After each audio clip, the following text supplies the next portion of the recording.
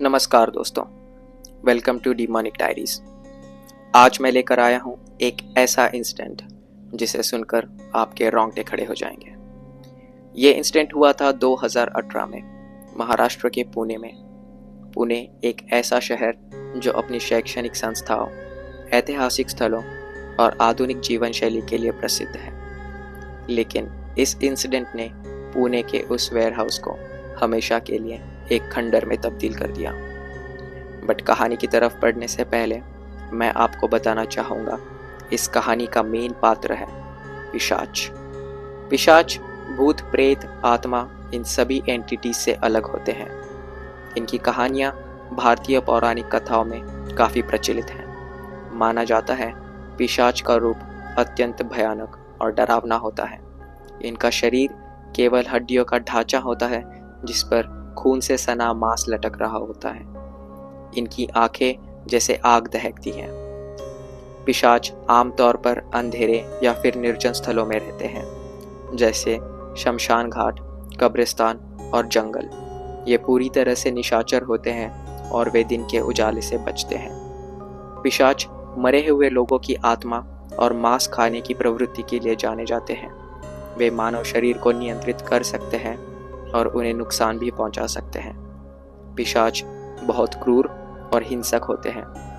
उनका मुख्य उद्देश्य मानवों को शारीरिक और मानसिक रूप से पीड़ा देना होता है। भारतीय पौराणिक कथाओं में पिशाचों का विस्तृत वर्णन मिलता है।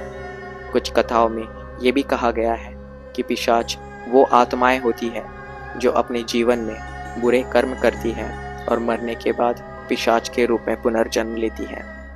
इनके बारे में ये भी माना जाता है कि ये किसी व्यक्ति के शरीर में प्रवेश कर उसे अपनी मर्जी से चला सकते हैं। पिशाचों से बचने के लिए कई प्रकार के उपाय बताए गए हैं। पवित्र मंत्र, धार्मिक प्रतीक और अनुष्ठानों से पिशाचों से बचा जा सकता है।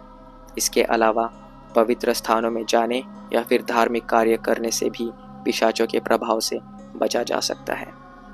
तो चलिए अब बढ़ते हैं कहानी की तरफ। जैसे कि मैंने कहा था, ये इंसिडेंट हुआ था महाराष्ट्र के पुणे में, जहां प्रवीण और सुभाष लंबे समय से अच्छे दोस्त थे। दोनों हमेशा साथ रहते थे और हर काम में एक दूसरे का साथ देते थे। वे दोनों मिलकर एक नया बिजनेस स्टार्ट करना चाहते थे, जिससे वो अपने सपने पूरे कर सके और एक साथ आगे बढ़ सके। दोनों ने अपनी जमा पूंजी निवेश कर दी और बिजनेस स्टार्ट करने के लिए उन्होंने बैंक से भी लोन लिया। अपनी मेहनत और संकल्प से उन्होंने एक वेयरहाउस स्थापित किया, जो उनका नया व्यापार था। वे दोनों कड़ी मेहनत कर रहे थे, दिन रात अपने बिजनेस को सफल बनाने में लगे रहते थे। लेकिन कुछ महीनों बाद भी ना तो उन्हें कोई मुनाफा हो रहा था और ना ही कोई नुकसान। उनका बिजनेस अपनी जगह पर स्थिर था। प्रवीण और सुभाष इस स्थिति से थोड़े चिंतित थे, लेकिन उन्होंने हार नहीं मानी और अपने प्रयासों को जारी रखा। उनका वेयरहाउस कीमती सामानों से भरा रहता था, इसीलिए उसकी सुरक्षा करना बहुत ज़रूरी था। प्रवीण और सुभाष ने एक सिक्योरिटी गार्ड को नियुक्त किया, जिनका नाम था भानु। भानु की उम्र 60 के आसपास रही होगी। प्रवीण और सुभाष को ये बात पता थी कि अगर इस उम्र में कोई काम कर रहा है तो इसका मतलब है कि वो मजबूर होगा। इसीलिए उन्होंने भानु को ज़्यादा सवाल जवाब नहीं किए। पिछले 1 महीने से भानु अपना काम ईमानदारी से कर रहे थे। सब कुछ सामान्य लग रहा था, लेकिन फिर एक रात कुछ अजीब हुआ। अगले दिन सुबह जब प्रवीण और सुभाष वेयरहाउस पहुंचे तो उन्होंने देखा कि भानु वहां से गायब थे।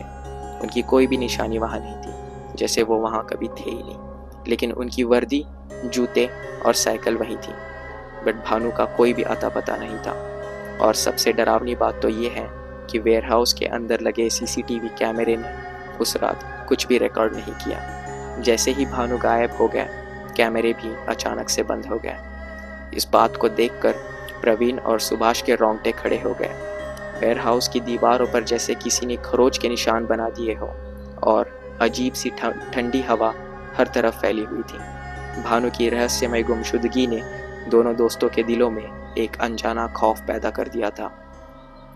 भानु की गुमशुदगी के बाद प्रवीण और सुभाष ने पुलिस में शिकायत भी दर्ज कराई। पुलिस ने अपनी जांच शुरू कर दी। हफ्तों बीत गए, लेकिन भानु का कोई भी सुराग नहीं मिल रहा था। ये मानो जैसे कि वो हवा में घुल गए थे।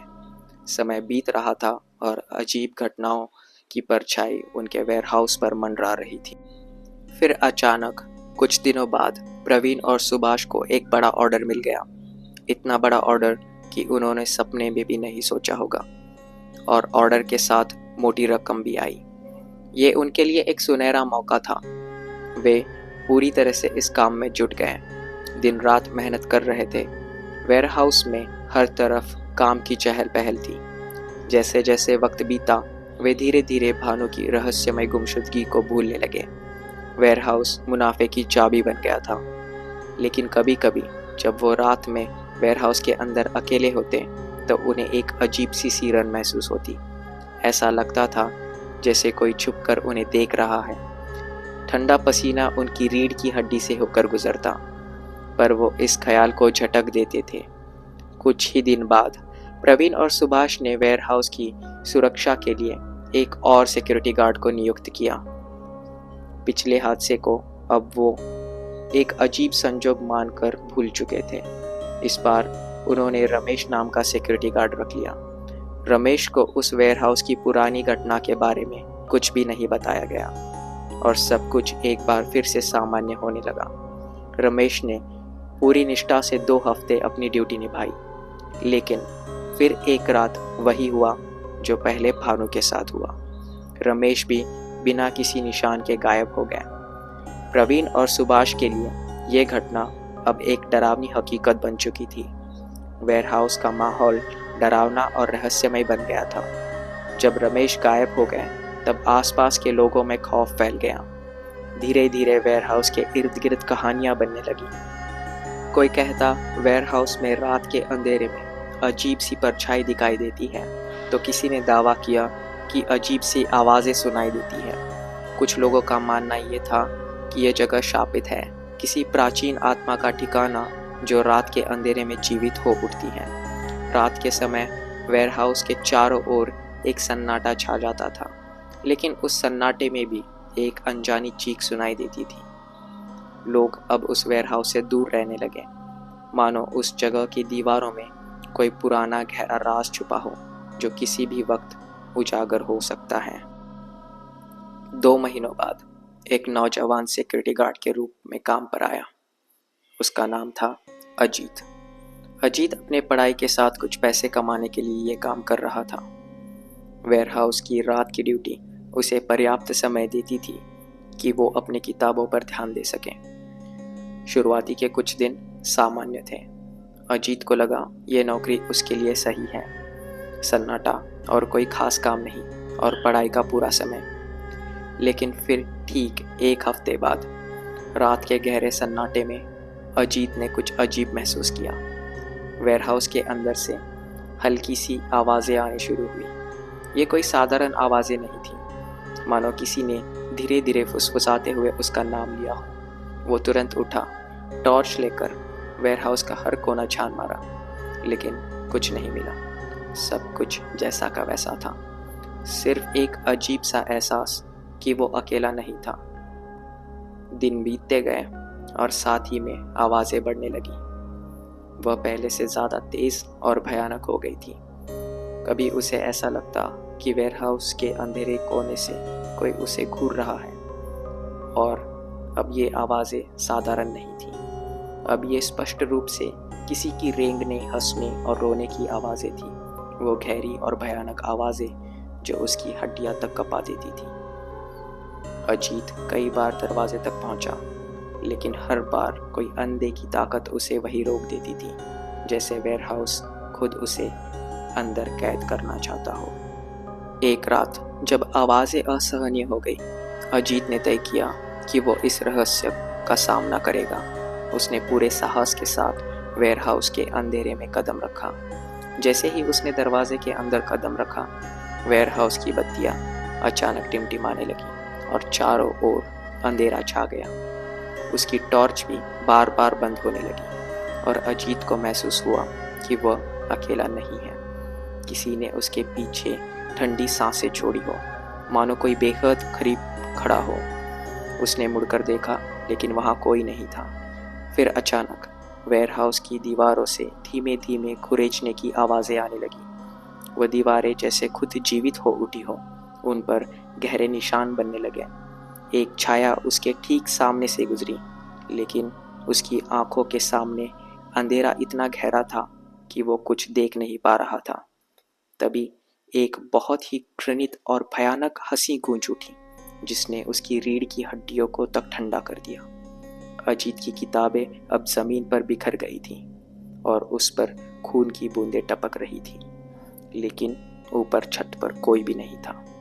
अब उसकी धड़कनें इतनी तेज हो गई थी कि उसे लगा मानो उसकी दिल की आवाज़ इन भयानक आवाज़ों में मिल गई हो। वह जान गया कि कोई भयानक और अमानवीय ताकत उस वेयरहाउस में है। तभी वेयरहाउस के अंधेरे कोने में एक परछाई हिलती हुई दिखाई दी। अजीत की नज़र उस पर गई और जो उसने देखा उससे उसकी रूह कांप गई। एक विशालकाय पिशाच उसके सामने उभर रहा था। उसकी आंखें खून जैसी गहरी लाल रंग की थी, इतनी चमकीली कि इतने अंधेरे में भी जलती हुई साफ नजर आ रही थी। उसके बाल उसके कंकाल जैसे खोपड़ी से लटक रहे थे। उसका शरीर एक हड्डियों का विशालकाय ढांचा था और उस पर मांस की चीथड़े लटक रहे थे। पिशाच की भयंकर हंसी उसके उखड़े हुए दांतों के बीच से साफ झलक रही थी। अजीत का दिल बुरी तरह से धड़कने लगा।